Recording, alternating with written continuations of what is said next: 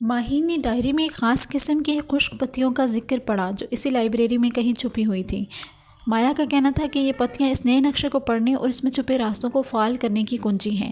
ماہین نے لائبریری کے شیلفوں کو چھاننا شروع کیا۔ کئی گھنٹوں کی تلاش کے بعد اسے ایک بوسیدہ کتاب کے اندر ایک چھوٹے سے چمڑے کے تھیلے میں کچھ خشک پودے کی پتیاں ملیں۔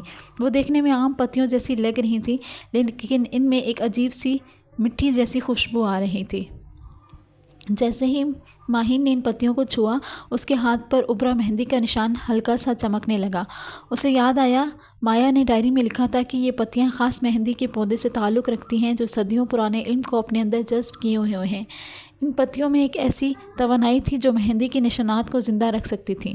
ماہین نے ایک پتی لی اور اسے دیوار پر ابھرے نقشے کے ایک چمکتے نقطے پر رکھا۔ حیرت انگیز طور پر پتی خود بخود دیوار سے چپک گئی اور اس سے ایک مدھم نیلوگو روشنی پھوٹنے لگی۔ یہ روشنی نقشے کے دوسرے نقطوں سے جڑتی گئی اور ایک پوشیدہ راستہ نمودار ہوا۔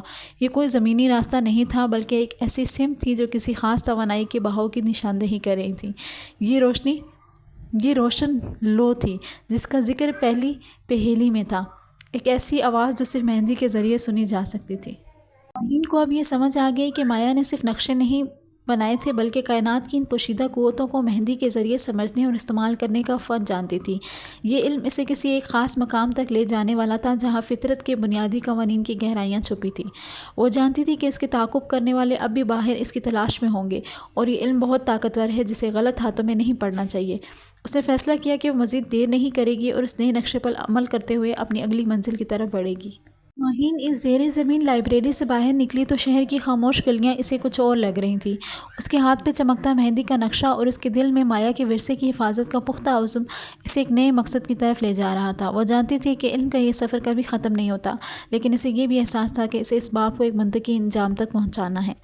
اس نے مایا کی ڈائری میں چھپے آخری راز کی طرف توجہ دی۔ ڈائری کے آخری صفحات میں ایک ایسی مہندی کی ترکیب تھی جو صرف علم کی حفاظت کے لیے استعمال کی جا سکتی تھی۔ یہ کوئی عام مہندی نہیں تھی، اس کے رنگ میں قدرت کے تمام عناصر کی طاقت شامل تھی اور اس کے ڈیزائن میں کائنات کی تمام حکمت پوشیدہ تھی۔ مایا نے لکھا تھا کہ جب یہ مہندی کسی ایسے شخص کے ہاتھوں سجائی جائے گی جو اس علم کا صحیح وارث ہو تو یہ نہ صرف اس علم کو ہر برائی سے محفوظ کر دے گی بلکہ اسے آنے والی نسلوں تک پہنچانے کا ذریعہ بھی بنے گی۔